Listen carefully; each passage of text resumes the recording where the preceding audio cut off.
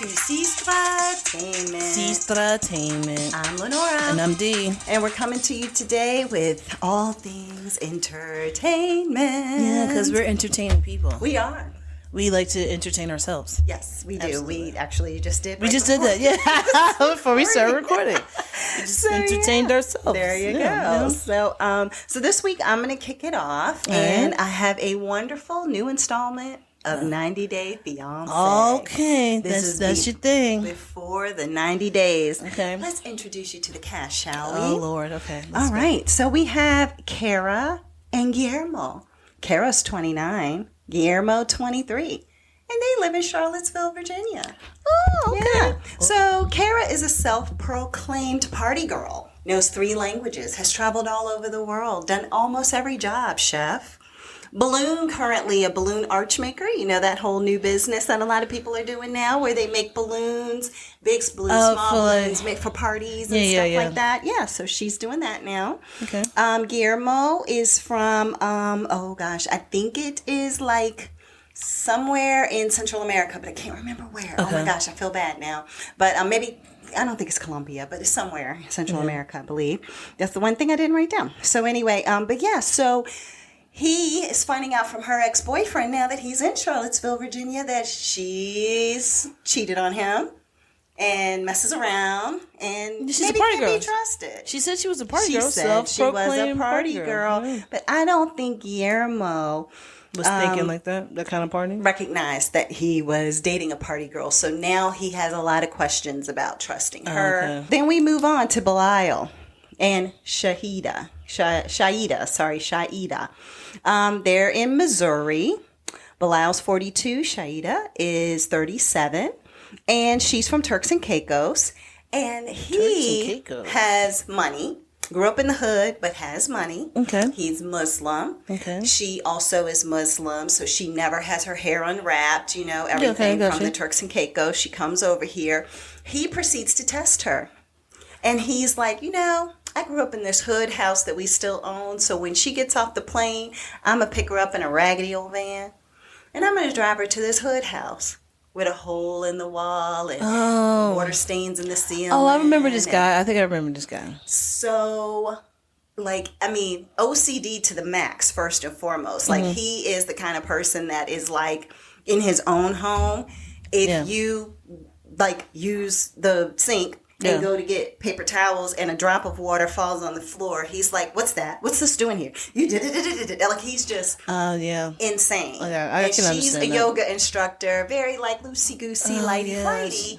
So she can't be doing yoga and sweating all over his living room, I'll tell you that. Oh my gosh. Well, let me just tell you, first day off the plane where you're assuming that you're going to. I do remember he did kind of put himself out there as being a decent, well-to-do guy, not showing he's rich or anything, but well-to-do. But he did say every time he would talk to her through video chat, he would do it against a white wall. Mm-hmm. So she could never see his home. She could never see what she would quote unquote get when she got to the United States. She wouldn't know about his big, huge house. Which I think it's kind of smart. It is kind of smart, but you don't have a person leave their life from another country to come here and you play games with them on day one and take them to some shack. So he was like, I'm testing her to see if she's here for me. Yeah. So then she is like, you told me what you were able to provide for me. If you live here, did I leave everything? I could have lived better in Turks and Caicos. Did I leave everything for being here? What if he did have a shack, but then he did have money? He was just like, this is just where I sleep.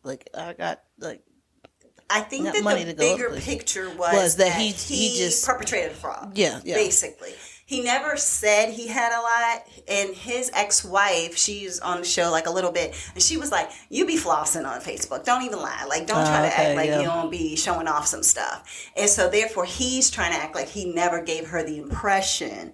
And then he has the nerve to, after she sleeps there for one night, he gets up the next morning and has a T-shirt on that says, be grateful. Oh, Lord. And I was just like, oh, my gosh. And he is a very lecturing person. So, every time he's like, oh, well, I just wanted to make sure that you wanted me for me and blah, blah, blah. But it's always a lecture to her for what she's not doing right. Yeah. But not the fact that you are playing games with my emotions, kind of thing. I mean, I understand you wanting to make sure somebody's there for the right reasons. But at the same time, that's a bit much. So, anyway, that's Belial and Shaida. Then you have Jabril, 28, and Miona, 25. Now, he is from Rapid City, South Dakota. Okay.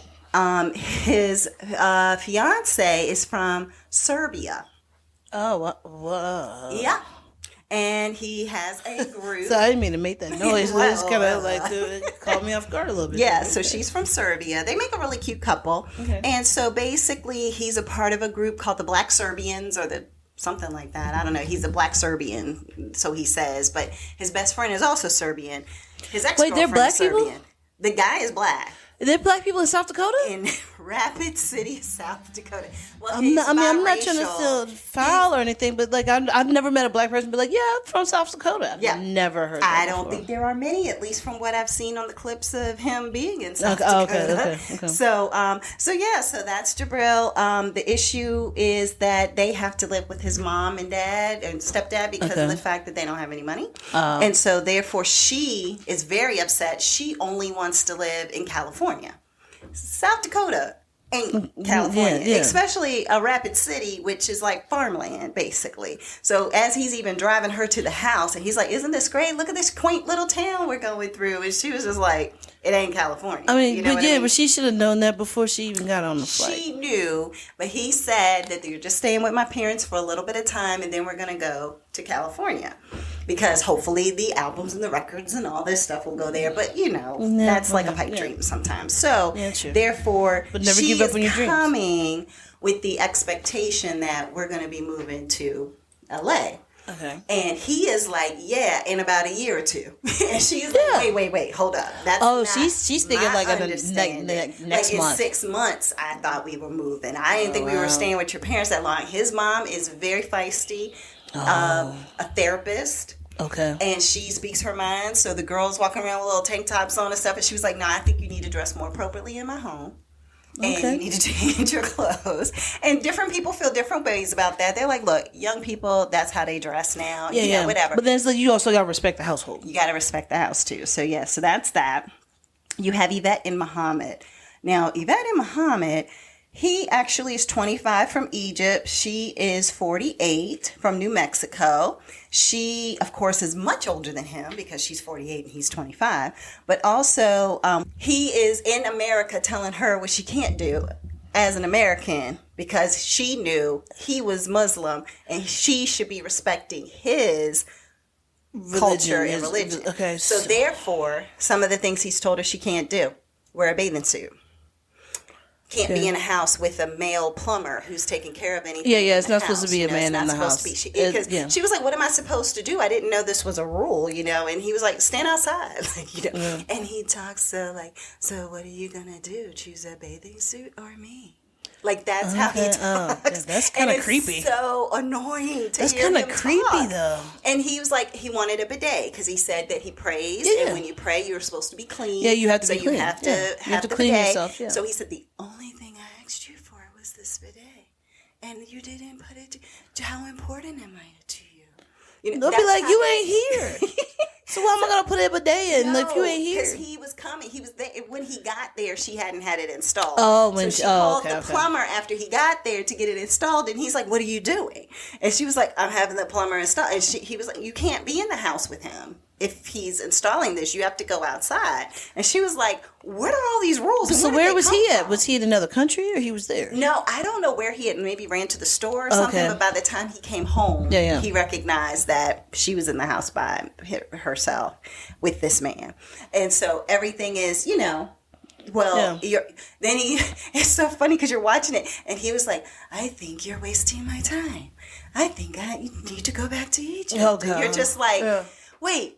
You're wasting her time in some of these instances. Like, come on, dude. Like, you are in America. You're not in Egypt. But his whole thing is, you are pursuing me, knowing I'm a Muslim man. Very true. Therefore, you should know. Yeah, you got to go by the rules. This is what I'm expecting of a wife. Exactly. Yeah, that's very true. You're going to get married. I'm not changing. Yeah, I agree with that because if she's going after him, she should go for submit to his ways, right? Interesting stuff. So you have Patrick and Thais, and Patrick is 31, Thais is 25. They're living in Texas now. She is from Brazil, and they're living with his brother. Okay.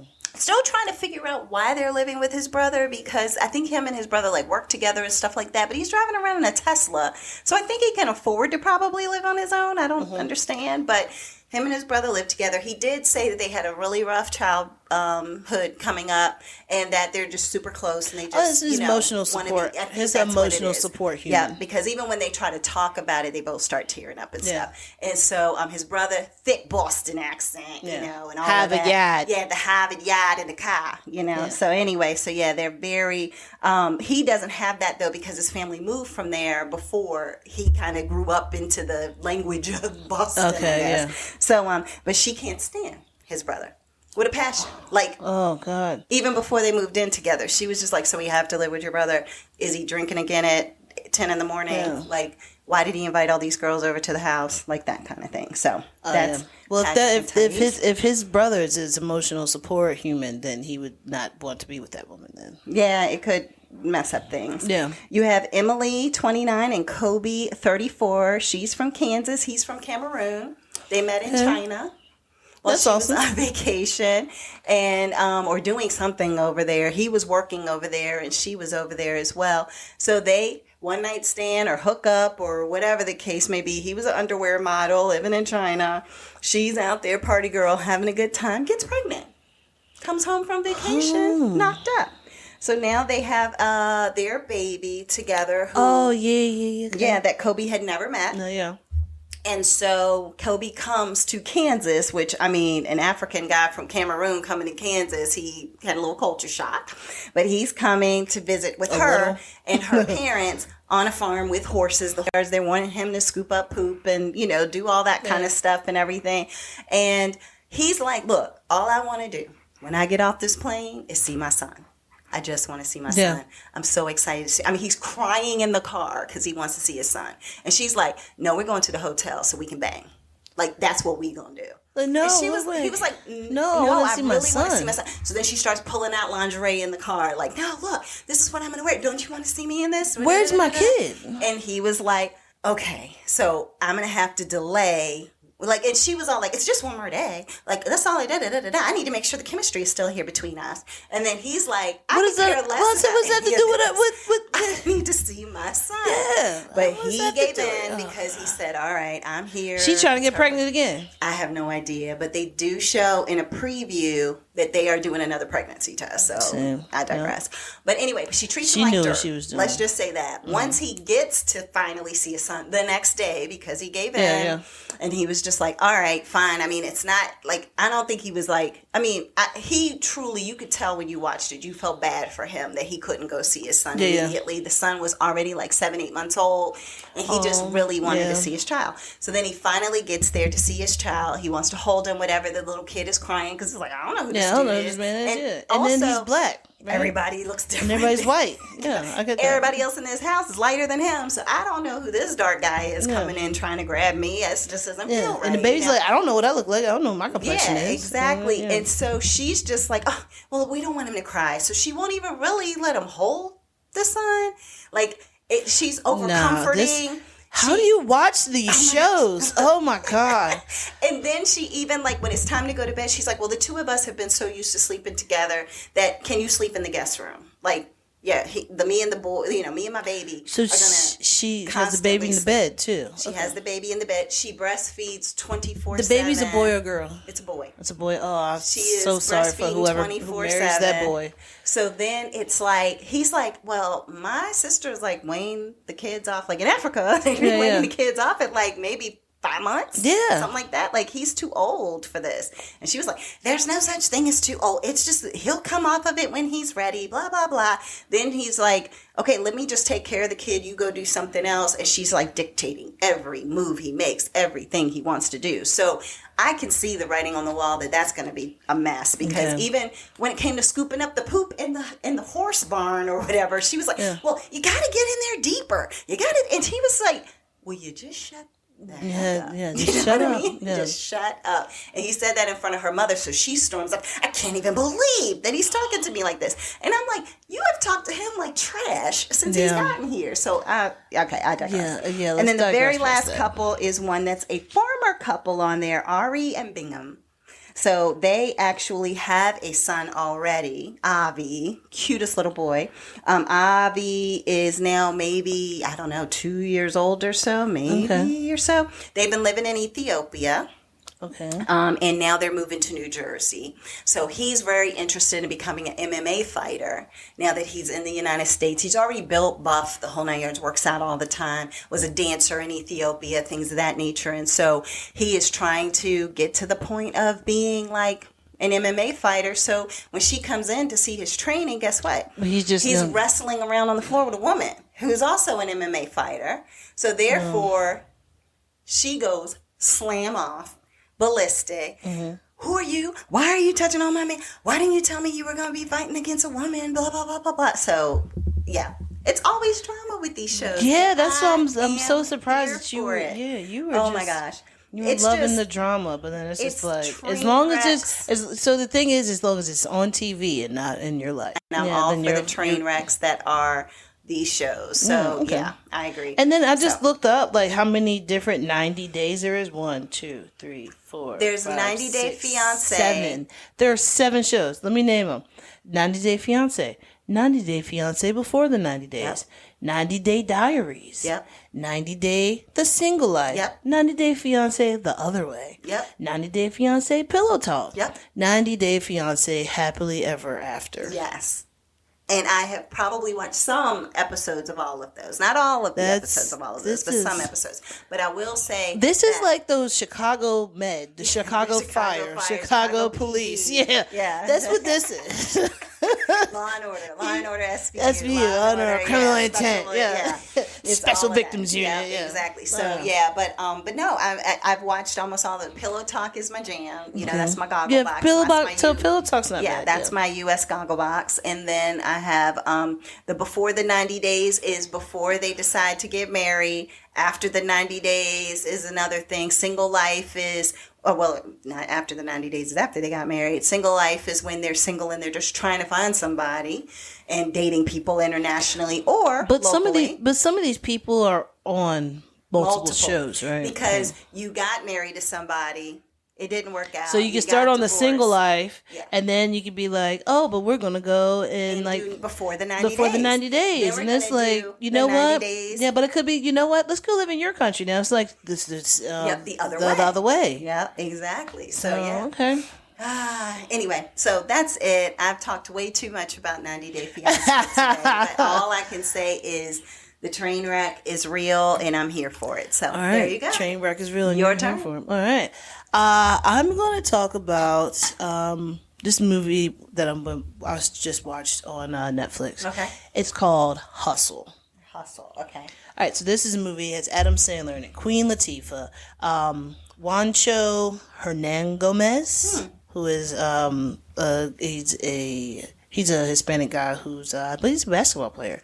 Oh. You got Ben Foster, you got Kenny Smith, you have Robert Duvall. There's so many people in there. There's a lot of cameos in this movie. So, just to give you a little gist of it, one thing is, what I do like about this is that...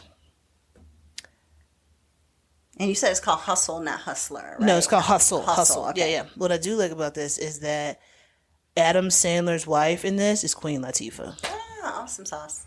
So, you know, it's like the main character has a black wife, and then they have a mixed child. Oh, cute. So yeah, that's cute. I like that, and they don't even like mention anything about it. It's just like something that's part of the movie. Yeah. And we talked about that before, how we like that, how that's just like a thing. But the storyline is a really good one. So what it is that Adam Sandler is a scout for Philadelphia 76ers, right? Okay. So he has to fly to all these different countries all over the world, and then like he's trying to find like the next big player to like change the league. So he finds this kid named Bo Cruz, who's playing in a park in Madrid. Okay. And when he sees him, he's actually watching him play against this one guy who is very cocky, who is making all these points. People are yelling and screaming like, yeah, and like, you know, all happy and excited for this guy. So then the guy gets a little too cocky, and then he says something smart to Bo, and Bo's just like, okay, I bet you won't be able to touch the rim. So I bet you $500 you can't touch the rim, and I bet you this much you can't do this, blah, blah, blah. So he was like, I'll give you 3 chances.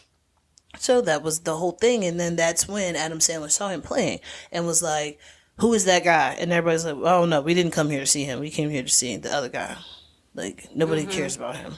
But he goes and he's trying to run after this kid as he's leaving the basketball court. The kid, picks up his little money that he won, goes, puts on, like, his headphones, and then starts running. And all you hear is, like, Adam Sandler's just like, hey, yo. Yeah, he can't hear me. He has the headphones on, and then he's on the bus. So now Adam Sandler is sprinting. Alongside the bus? Alongside the bus. They don't show it. Okay. Because I'm pretty sure Adam Sandler is probably like, I'm not going to sprint. Yeah, it's my movie. It's my movie. Like, no. But no, they don't even show it. Can assume. They show him jogging towards the bus, and then they show him on the bus like that, like breathing heavy. It's like, I haven't ran that fast. It's so long, and blah, blah, blah. So, but then he actually gets with this kid, and, like, he believes in this kid so much. He starts talking to this kid. He goes to this kid's house. Like, he is all about how good this kid is of a player. Okay. Now, there's a backstory with Adam Sandler's, with his character. So his character is actually, he was like a college basketball player that was like a really good star. And then he gets into an accident. And when he gets to an accident, he messes up his hand. So he never got a chance to go to the league, but he was going to the league. Oh, got it. Okay. So now he's like, I'm trying to still get into the league by like being a coach or something like that. He's like, I still want to get into the league, but I didn't think that me being a scout was going to be like a way for me to get into the league. But him being a scout, he's never home. All he does is fly to different countries all the time. Yeah. Like, he even says at one point, he said, I haven't seen my daughter on her birthday in 9 years. Oh my gosh. Yeah, like that's terrible. And he still he's still not in the league. Yeah, he's not in the league. He works for the league, but he's not in the league. Yeah. He's people know him. People know how, like, there's so many cameos in this movie of, like, you got Dr. J who does cameos in this movie. There's, like, a whole bunch of, like, basketball players that do cameos in this movie. It's ridiculous. If I start naming them, I'm going to end up like I see somebody like Anthony Edwards and Tobias Harris. Yeah, and Trey Boban Marjanovic. Oh yeah, he played a 22-year-old. Oh, did he? Yeah, he's not 22. He does not even look 22. It's so funny because that's even actually, if you look at the trailer, that's part of the trailer. Adam Sandler goes up to him because now Adam Sandler is in Sweden or something like that. I can't remember where he's at. And he's just like, he goes and he's like, okay, this is a nice gym. All these guys are playing basketball. And he was like, okay, I'm looking at that guy. They was like, no, that guy down there. He's like, 40-year-old grown man? He's like, hey man, you gotta be 22 to be in the league. He said, I am 22. He said, yeah, right. All right, who's this kid? He was just like, that's my son. He said, and how old is he? He's 10. It's like, okay. That's part of the joke. Yeah. Oh my gosh. This is part of the whole joke, which I thought was funny. But Fat Joe is in it?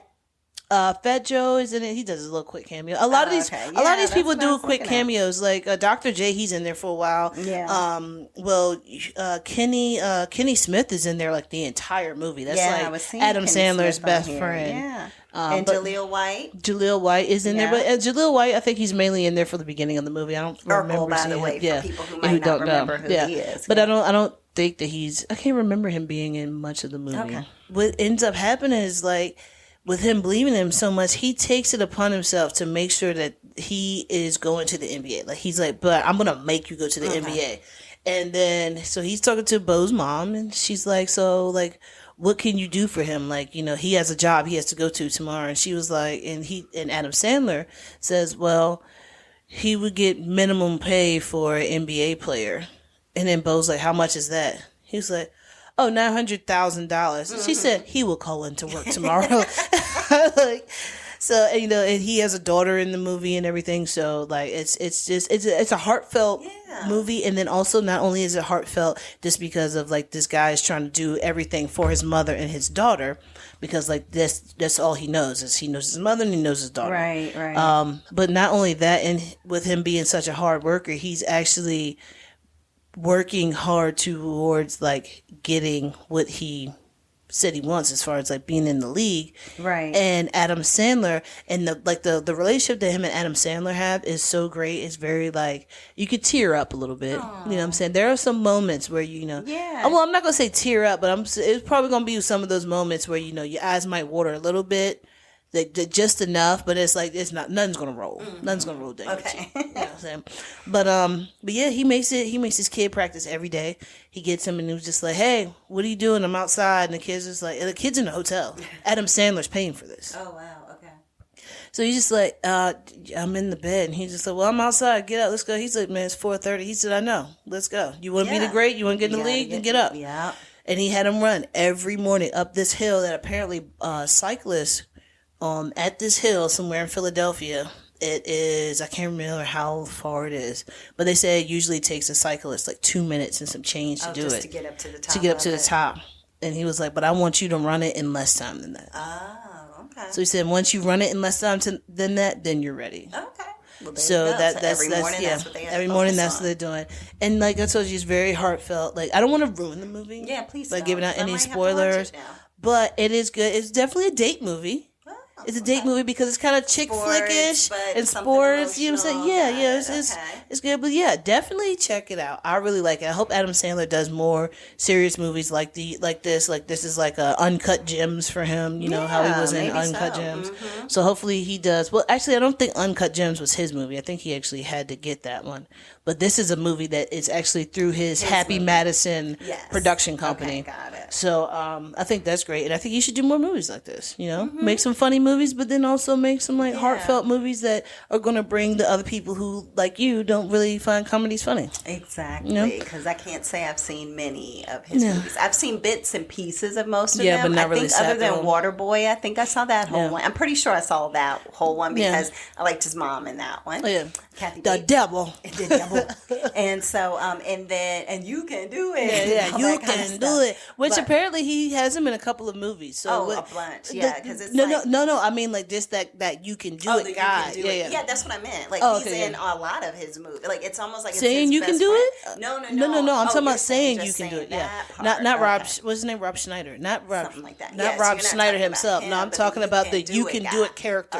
Okay, got it. Is in a lot of things. A lot of Adam Sandler's movies tie in together. So it's like the guy Chubbs ends up being from like Happy Gilmore, who was the guy who had the wooden hand. Watch that one. Yeah, I watched a little of that. Yeah, I do remember. So it's like he is also in another movie in somebody's dream, or somebody mentions his name. So it's like a lot of his movies tie in together just by like a name or a person or something like that. It's probably like, that was a popular character. Let me figure out how I can fit him into the next one. Exactly. Okay, well that's good. And check what is that on? Hustle on Netflix. This is my Netflix day. This is my Netflix. Well, I'm not all Netflix. One of them is not going to be Netflix. All right. Well, and I don't know if I mentioned, but 90 Day Fiancé is on TLC because I don't think that I said that before. But the next one that I'm going to talk about is on Showtime. But actually, it's giving you 2 free episodes on Amazon Prime. I think I know what it is.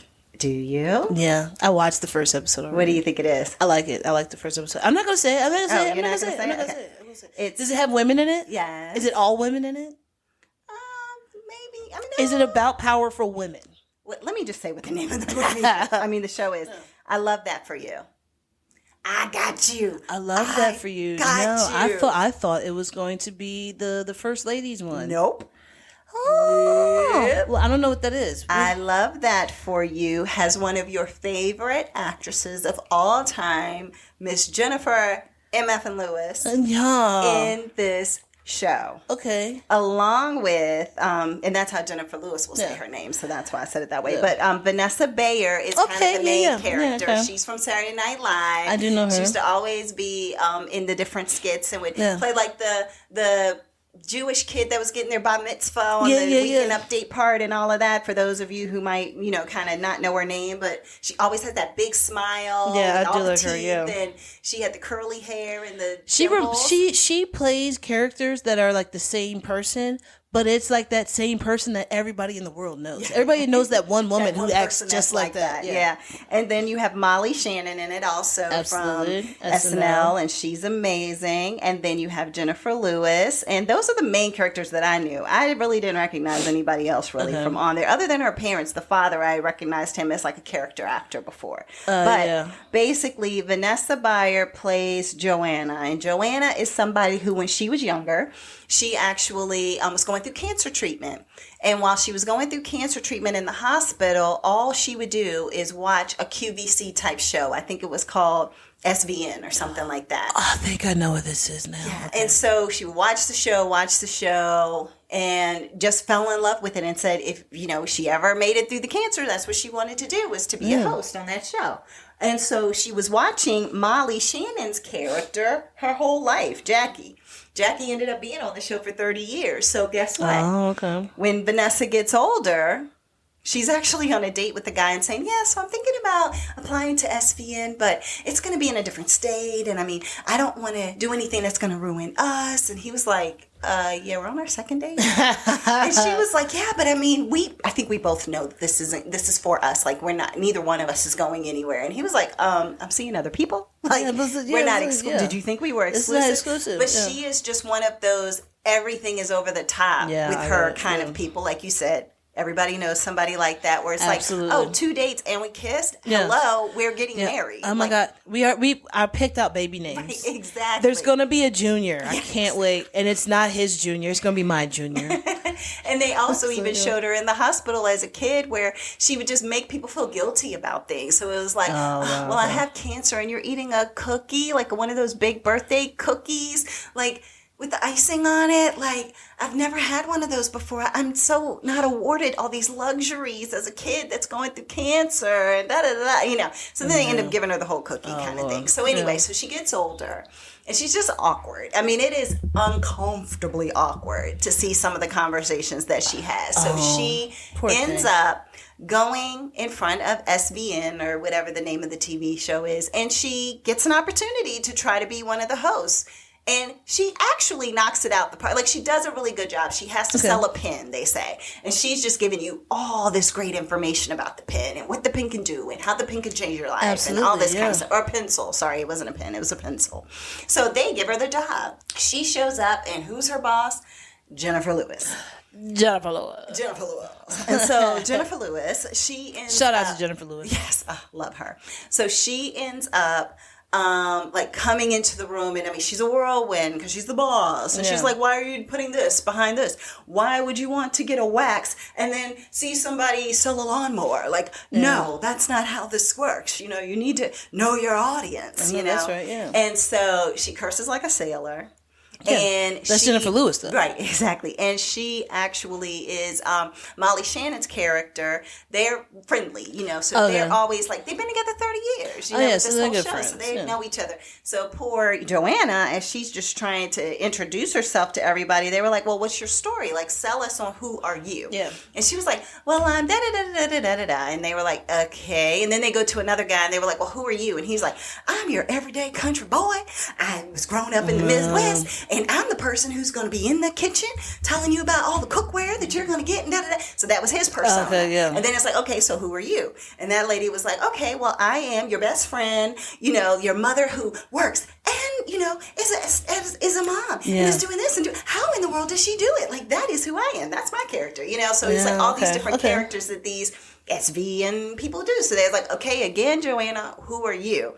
And she's awkwardly trying to explain who she is, and Jennifer Lewis is looking at her like, child, please just sit down and shut up. But that actually might work. The awkward person might work. Well, the funny thing is, when she has to talk to people, she's extremely awkward. When she has to do her job and stand up there, she's good. She's watched it so much that she's just spot on. And not initially. She's a good actress. She had to get some training because when they're talking in her ear and they're like, no, don't say that. She's like, oh, I'm sorry. And they're like, no, you can't say I'm sorry because people are hearing you verbally say it, not knowing I'm talking in your ear. She's like, oh, I'm sorry. Stop saying sorry. Okay, sorry. Sorry that I'm saying sorry. Like, so she's doing all that I get that. Start. I feel like that would mess me up too. Yeah. Like, so after a while, but then she ends up getting fired because of the fact, and this is all the first episode, by the way. Oh, wow. So she ends up getting fired because of the fact that when somebody spritzed their perfume or whatever it was, their bed pillow spray at her, chamomile, got it. She made the worst face, like, it smells amazing. But that initial thing, and what it is when you have those networks, they show you how your sales are going. Yeah. And then when your sales drop, and as soon as she made that face and people knew this stuff that they were selling stunk, then every sale just started dropping. You could see all the calls slowing down, like everything. So they were basically like, you're not going to work. So what did she say? Well, I have cancer. So therefore, I can't believe that y'all are putting me in this kind of situation. And I am a survivor. And this is my story. You asked me, what was my story, Jennifer Lewis. And so my story is that I'm a survivor and I am here with cancer trying to do da-da-da-da-dee-dee-dee-dee. And then she has to explain to her parents. Saying that keeps making me think of Whitney Houston standing up there singing, I'm a survivor. Sorry, just go ahead, continue. When she was accepting an award. Yeah. So, so that's what it was. So then now she's lying because she's a survivor, yes. But she doesn't currently have cancer, and that's how the show ensues. From that point going forward, what comes out of that? What happens? What does she get? What does she lose? How do her parents feel about her lying on national TV about being a current cancer person? And how does Jennifer Lewis's character, I think her name is Pauline, how does she... Like, every so often she'll be there talking about something, they'll be like, talk about the cancer. And then it's like, and so she'll just be talking about a blouse, and she's like, so as a cancer patient, you just want to feel like you have something warm and soft on your body, whatever. So she does know how to work it in. She's good with freestyling. She's doing better, but she has to figure out how to do this. So it's just, I've only seen those 2 free episodes. I will end up purchasing Showtime for probably a month to just watch it does seem kind of stressful. Like having that job does seem like it could be stressful. It does. Because I couldn't be able to. And that was the thing too. Like her very first thing she was supposed to talk about was going to be placemats for a dining room table. Yeah. And she had studied them. She knew all about it. And 2 minutes before they were like, it's not going to be. No, actually while she was getting ready. They were like, changed it's not going to be placemats. It's actually going to be this bed linen sprays and different things like that. So she's like, why did they change it? What's going on? Like, what's happening? And she was doing a really good job until they sprayed it in her face. And then she was like, oh, that smells. Vita Vegemin right there.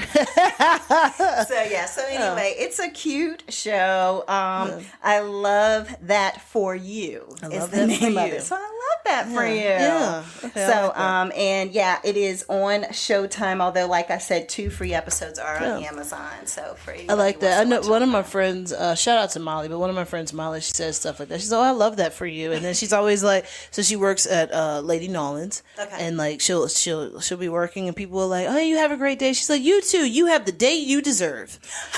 I love that. I just want to say that to everybody. That is have the day you deserve. Bye. Yeah, and that will bring people to pause if they feel like they are. I know they probably walk out the restaurant. It's like. But it's what like, kind of day do I deserve? Yeah. To people, then the day I deserve. Maybe I need to change my attitude. Yeah, maybe I need to stop. Yeah. But if it's like, I've been being, I'm the best. Yeah, it's like the best way to tell people FOH. Without saying, have the day that you deserve. Oh my gosh. But that was just so funny. So what do you have next? All right, so just a quick shout out for this really quick. I was saying the one that I thought you were talking about. Okay. I thought you were talking about the First Ladies. Oh yeah, no, I haven't even started watching. Okay, so they do have that first episode out for you to watch on Prime as well. And then what else is it on Showtime or something? Yeah, that is on Showtime as well. But just from what I saw in the episode, the way that they made these ladies look like who they amazing, amazing. So I would definitely say for people to check that out as well and see how that is. Awesome. But so the next thing I want to talk about is like the champion of like all times, the heavyweight champion of all times. Okay. Mike Tyson. Okay. Mike. He's the GOAT. Iron Man. Iron Man. Yeah. Okay. So just want to talk about him and his podcast. He has a podcast called Hotboxing. Oh, okay. And basically, he's just sitting there with different people, and they're just talking. And I don't even really know if they have anything that they talk about. But I know Mike just starts with like, "Hey man, like tell me." That's what I was gonna say. Does Mike Tyson have a good podcast voice? He does because he's not loud. He's very quiet. Talks like this. Muhammad on Yeah. But he's like that. I mean, but he does like joke around stuff like that. But but I would tell you this: listening to that podcast, I've learned a lot about him. Like because I really didn't know much about him. You just knew that he was like, you just knew what you saw from the media. Yeah. you didn't know anything personal. And he actually did a one-man show at one point. So that was like an HBO stand-up. Yeah.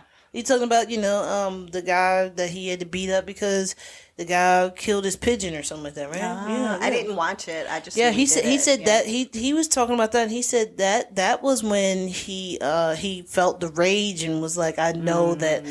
He's like, he said that he used to get picked on a lot and he was messed with when he was younger. He said, I got it in my head. He was like, I'm never going to be picked on again. I'll be the strongest, best fighter I ever can be.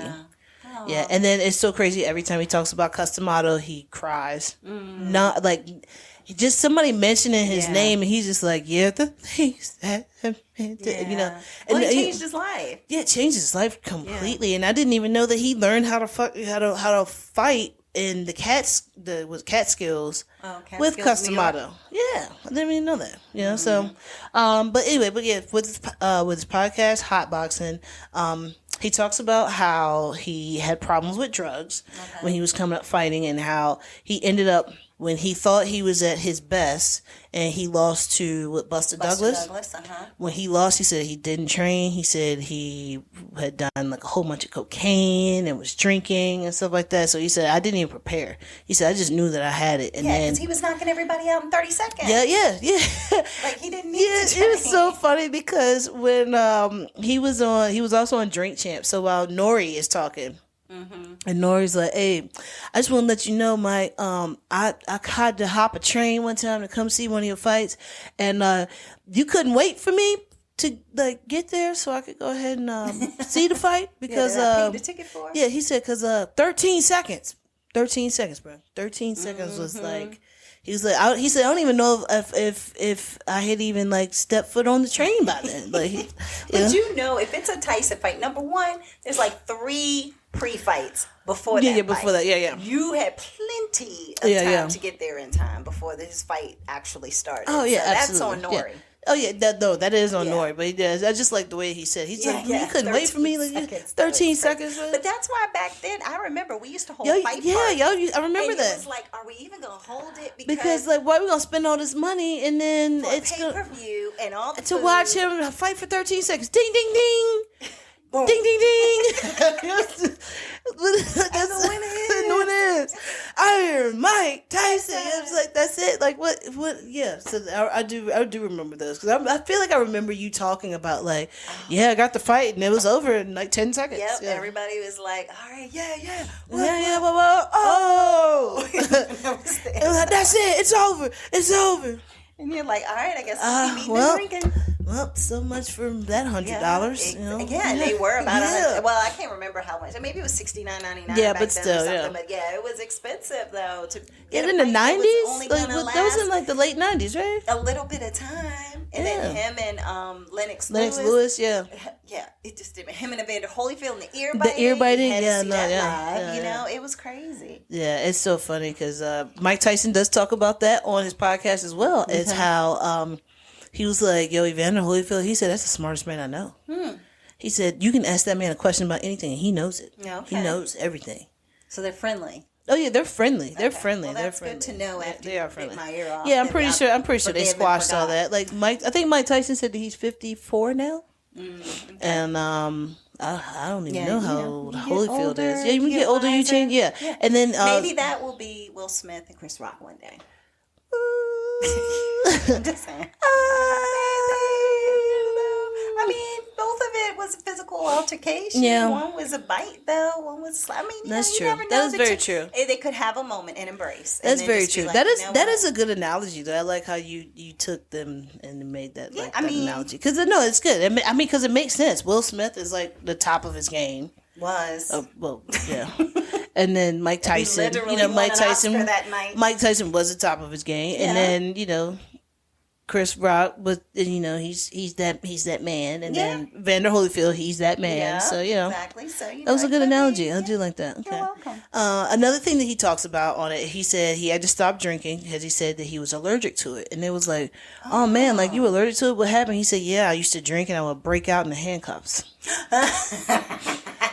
He's also a comedian. Hilarious. He's also a comedian. Yeah, it sounds like it. Yeah. Breakout in handcuffs. Breakout in handcuffs. So he said, he doesn't do that. Look, you have to know yourself and be honest with yourself. And if you're realizing that if it's alcohol, drugs, whatever, I mean, those things are sending you to a different place and a different level than who you are normally. Then you it's like how some people say, I can't drink white liquor. Make me angry. Yeah, absolutely not. People, I can't drink dark liquor. It'll make me angry. Yeah. All right, then then then don't do it. Yeah, they don't do it. Why did you even ask for the rum and coke? Yeah, and like that when he was on Drink Champs, he was talking about how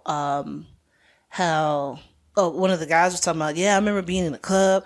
And, like, you just walked in and, like, everybody just parted. And it was like the Red Sea. Like, Moses was walking through the Red Sea. And it was like, you had no security.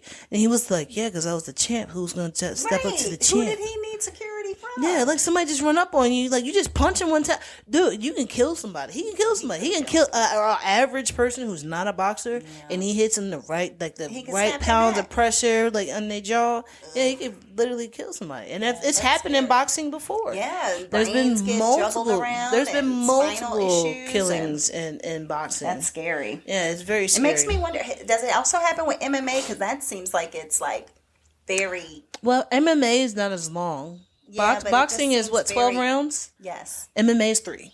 Yeah, but I guess that's why then. That's like, this is the most your body could probably take of this type of thing. And I think it's like 3 for like 4 minutes or something like that. So it's like probably like a 12-minute max. Yeah, exactly. Boxing is like 5 hours. It's like a round of golf. It doesn't make any sense. I swear.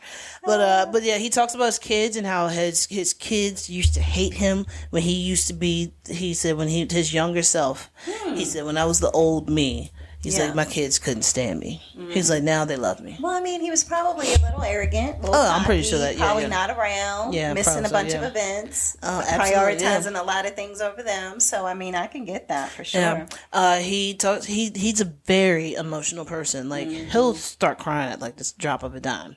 But then he had to build himself to get there because he was a very angry person when he was younger. Yes, so exactly. He has evolved. He has evolved. Someone who but anger needs to be your only emotion. But no, that's what he's saying. He said that he had said something like he had felt that he used his anger as the fuel to help him fight, but now he's using that anger as a fuel to make him feel. Okay. So that's kind of deep. Yeah. But he does talk about how his wife keeps him in check. He's like, she's good for him. He was like, my wife, he's like, is she in the audience right now? He's like, I might want to go and just give her a kiss. He was like, she runs everything. Aww. He said also she told me before he did the Ray Jones, who was it? Roy Jones? Roy Jones, before he did the Roy Jones fight, when they had that one that Snoop was doing the commentary for. About it. I knew that was. So they had asked him about it if he wanted to do it, and he said, my wife looked at me and said, if you don't get out of this house and do something, I might fight you. But then another thing that he talks about is how he has he's gone to like shamans and everything, and he's doing psychedelics, so he's doing mushrooms. But then they said that I guess he's been doing them for so long, and I guess because of like his size and everything and how his brain works, he takes a lot more than every other human being. That makes me nervous. But they say that he takes enough and he's just the same. You can't tell. Interesting. You cannot tell. So then why does he feel the need to take them? He can feel the difference. People can't. Tell the difference. He can tell the difference. But it's like people how some people can drink a lot of alcohol and you can't you can't tell it. Yeah. But he can tell the difference because he feels in his body, but other people can't tell. Interesting. Like they said he might zone off for a while and then they'd be like, oh wait, you took a handful of shrooms? He's like, yeah, I did. And they'd be like, oh, okay, all right, that makes sense. And then they just go right back into the conversation. But definitely Mike Tyson is like, how people have said is like, he is the champion of our time, So I definitely. You had the, Muhammad Ali. Muhammad Ali, and he was top of his time. I was going to say, and even Sugar Ray. Yeah, Sugar Ray. You had all these different people to be like in an era of what they, that era was. Okay, this is who it is. This is who just it like is. You got to think about it. Just like like Michael Jordan, Kobe, LeBron, Steph Curry. Yeah, it's like you can't really. I mean, you could compare. Don't get me wrong, but it's like, but you can't. Really, it's just like with who they were against at that time. They were the greatest. They were the greatest. Yeah. Now, if you want to, and a lot of people do that comparison of, well, who was the best? Period. Like, I mean, you can say you can't tell that, but you really can't because it's going to be like if you were to put one up against the other, who knows how that would actually go? Because somebody could get hurt and twist their ankle. The game's over, and whoever has a high score won. You know what I'm saying? Something like that. You know, somebody could bite your ear, and the fire's over. Yeah. But all right, cool. Now, what is So he's on all places you can find. But I don't know for sure if he's on all. I just listened to him from the Apple podcast, like ours. Yes. Okay. But it is called Hotboxing with Mike Tyson, and he has another guy who works with him, who kind of like keeps it moving. Mm-hmm. So then they're not just stuck on a conversation for a long time. There's another guy who's like, hey, just really quick. Like, yeah. So, but I mean, it's just like 3 people on the podcast or like whoever he talks to. And it's amazing. I like it. Okay. I really do like it. Awesome. Yeah. So what do you have next? Sure. My next one's going to be very brief. Okay. It's just about how Amazon Prime used to have IMDb. Remember IMDb as being one of the channels that you could click on? Like they don't have them anymore? It's changed its name to FreeVee. FreeVee, yeah, that's right. FreeVee. FreeVee is now what used to be IMDb. Okay. So it's some new programming on there. It's older programming on there. So I was just letting people know that if you were looking for IMDb, that's where it is. It's now called FreeVee. And also that they have different shows on there and ways in which you can almost scroll like you're going through like DirecTV or something like that to see like what your guide is and what's on right now. So but they had them with IMDb too. Okay, see, I didn't really go in there too much. They did have that one IMDb. So they have like a dramas, crimes, reality. They have thrillers, funny TV, and then things like Judge Judy, Murder She Wrote, The Young Rock, which is a newer show. Yeah, a newer show. Burn Notice, Alf. Oh wow, Alf was on today. I actually could see that. And then new programming like Hollywood Houselift with Jeff Lewis. So that's how I found because you like out. Jeff Lewis. Okay. So Jeff Lewis, it's so funny because people know him from Flipping Out, like when he was on that years ago, and he's insane in regards to him just like being over the top, over the edge insanity. So I personally have SiriusXM in my car, so I listen to his show. I listen to that and World of Wonder. I listen to Dorinda Medley, who makes it nice, different kinds of things on the radio there. And so basically Jeff was talking about, hey, I'm going to be on Amazon Prime. I'm working for Amazon now in addition to, the work I do here. And then he went on to say, well, actually it's changed to FreeVees because it was going to be on the IMDb station. So is it still under Prime? It's still when you click on the Prime. Yeah, but I'm saying it's still under Prime. They just changed it because they probably did IMDb with something else and made a conglomerate. Yeah, so basically it's all owned by Amazon. So when he says that he gets a check, it's a check from Amazon. Like he works for those Amazon executives, even though he's on FreeVee. Yeah, he's a subcontractor. Got it. Something to that. Something like that. So basically, his show is kind of interesting because on this particular show, he's actually living his real life of trying to sell a house while the market was doing phenomenally well, while also trying to buy a house when no houses are on the market because everybody's trying to sell their houses and everybody was snatching them up for 40, 50, and I'm sure at his level, $100,000, $200,000 more than probably what they were worth. And so basically he's doing that while also helping people renovate their homes. So he's helping people like Wilmer, Valderrama, yep. And then Anthony Anderson. Okay. He's got Lamore Morris, which you know his face. If you looked him up, you'll know his face. Okay. You might not know his name, but he's like a comedian. And so he was redoing his kind of pool house. Was that a dude? Did he used to be heavyset, now he's skinny? Mm-mm. And then Fortune Finster. So she's really funny as a comedian, she's hilarious. Right? And so basically he's going around to their homes and updating different things. Like Wilmer's home used to be Chuck Norris's home. Okay. So it's older. It's like rustic, a lot of darkness, a lot of like things that you would just think of swords and metals and different things and wood, that kind of thing. And then Anthony Anderson's home, this thing, he said that they moved into it, I think 3 years ago. He was trying to take it down to the bones and kind of rebuild it the way he wants to. Some of the kids are out the house now, all of that. The whole time Jeff Lewis would come and talk to him and see him, he was like, where's your construction crew? They've torn all this stuff apart, and I have not seen them one day since I've been coming. Who are they, and what are they doing, and why aren't they doing anything? And I don't want to work with them if they're not going to have a good work ethic, kind of thing. Exactly. Lamore just wanted to work on his pool house. His pool house, let's just say, did not have the most appropriate wallpaper. Okay. So he was like trying to kind of make it a little more grown up and sophisticated. Okay, and then Fortune is in love with her current home. It's so tiny. It's so small. I mean, she's a very, like, Netflix specials, like, prominent female lesbian comedian who is making great money. Yeah, and living I love her. In this small home. And she's just like, and I mean, I say small from standards of Hollywood. You know what I mean? Yeah, I got you. But it's like, it would probably be a home in Virginia that's maybe $300,000 though. Yeah, it's but not I mean, a huge home. And so, but what it is that she's mentally attached to it because she said, I bought this home. And I am attached to this home because I felt like an adult. I felt like a grown-up. I finally felt like I had made it. But now she's got a wife. Now she's got a dog. Now they're, how do you do all this? They don't even have a door for the closet. It's literally a huge curtain. Like, Okay, I'm with it. It's all this stuff that's grown up over the house over the years. And it's can we take all of this off of the fencing? And she literally has a white picket fence in front of her house and stuff like that. So it's interesting to see him work with the folks and try to get everything squared away. But anyway, so I didn't want to take long to talk about it because I really just wanted to talk about how FreeVee is something that Amazon is offering right now. Okay. A lot of different options. All free. Even today, I saw that. What's the one with Ryan Reynolds? Who does he play?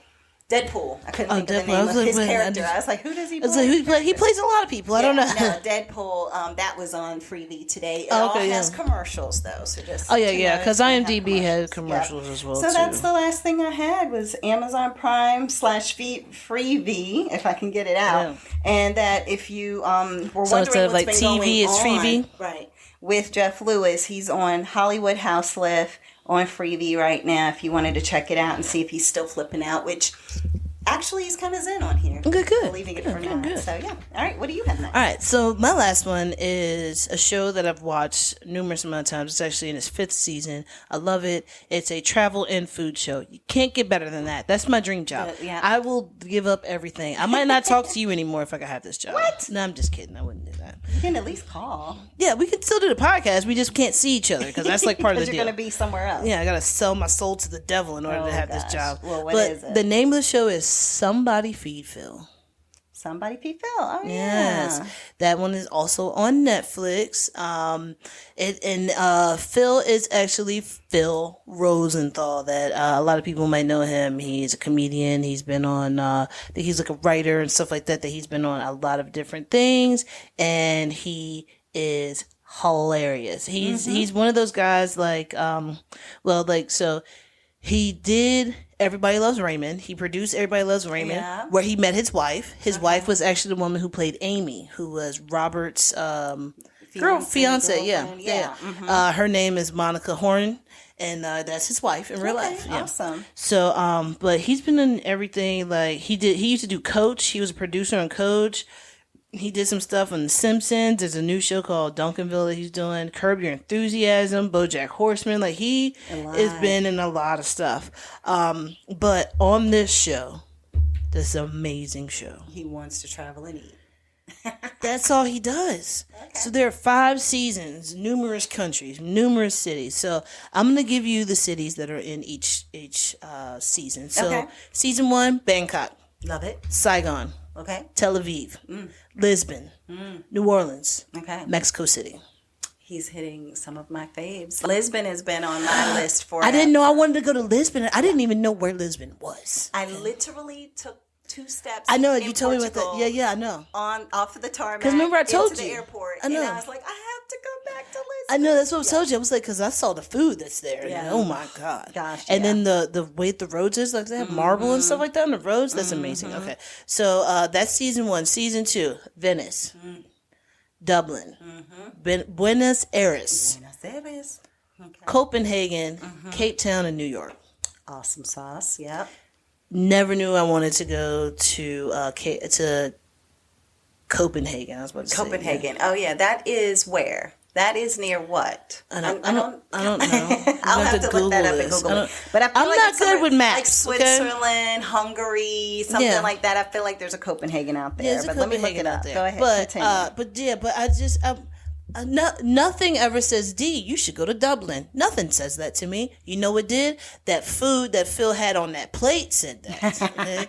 But then also, like, the thing is that Denmark, that's what it was. But like, also the thing is that he learns the history of the food and he learns the history of the place that he is at, like the country or the city that he's in. Okay. So that's a plus, because then one time they're making soup and it's just like, oh, the history of the soup is actually that when this was happening and this was happening, they would, make this from this because there was this was the only thing that could grow and blah, blah, blah, blah. Gotcha. So gives you all that. All right. So third season, Marrakesh. Don't even know where that's at. I want to go. Want to go tomorrow. Food looks delicious. Marrakesh is out near Morocco. Okay. Yeah. Okay. Well, that's where I want to go. Chicago, London, Seoul, Montreal. Yep. Canada. I thought that Canada's food was not going to be that good. Kind of going to be bland. Nope. Montreal looks delicious. Okay. Looks delicious. Season 4, you got Rio de Janeiro. Yes, I need to go there because I need to see Christ the yeah, Redeemer. right, yeah. Okay. I want to go there for Carnival. Yeah, Carnival. You got San Francisco that you went to. Singapore. I want to go to Singapore. Yeah. Mainly just because of the airport. And then all of the structures. The airport I've heard is amazing. Yeah, and can I just fly there? Go to the airport. Turn around. Go to the airport. Get some food and then fly back. Or fly somewhere else. Like just one day. If there's anybody who's rich that's listening, after that, then you can who has their own flight, then you can stop at Marrakesh. No, I'll just do Singapore. Boom, 12 hours. 12 hours. That's no problem. I think it's longer than that. I don't have to be here for 12 hours. There. Okay, got it. Yeah. He also went down to the Mississippi Delta. Oh, you got to do that. Yeah. Okay. And Hawaii. Okay. Let's say it. Season 5 I have not completely watched. I've only watched like part of the first episode, and that was in Oaxaca. Okay. And then there's Maine that he goes to get some lobsters. Yeah, of course. Helsinki. Oh, Helsinki, yeah. In Helsinki, Portland, and Madrid. So gotcha. This is like my dream job. Just go around different places, talk to people, do stuff like that. I've actually seen him on other things online, like on YouTube and stuff like that, where he's gone to like Vietnam and different places like that. So that is awesome. So he's probably one of those people that, I mean, number one, passport heavy, but also like, I mean, I wonder how many countries he's been to. Like, when you think about how many countries out of the 190 whatever countries there are, like how many of them has he been to and getting paid to do it? Yeah, I mean, like when he went to Oaxaca. I think it's Oaxaca. How you say it correctly. Oaxaca. Anyway, but when he went there, they were just Waka.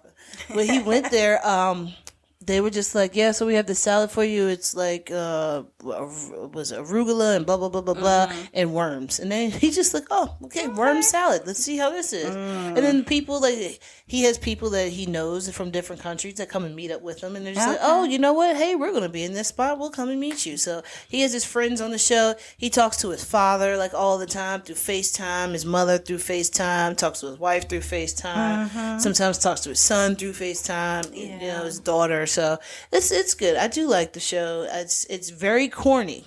I will tell you that. Okay. It's corny. The face that he makes when he eats something and it's good, he could probably do that show that you were just talking about. Was it I Like That For You? Oh yeah. He would do that. But no. I mean, good, but if it's good, he's just like, oh my God, he's smiling and he's all perked up and everything. It's like, all right, you're doing a bit much. Yeah. It's a little extra. Yeah. But yeah, that's all I wanted to tell you. Just really quick. Somebody Feed Phil is on Netflix. 5 seasons. Great countries, great cities, great food, great people, great history. So definitely check that out. Wonderful. Well, thank you so much. So, yeah, a lot of great television programming, a lot of great networks to kind of check out as well. Yeah, so, everybody, thank you so much for listening to us this week on Sestra-Tainment. We will catch you next week, same time. Everybody have a great week. Bye. Bye.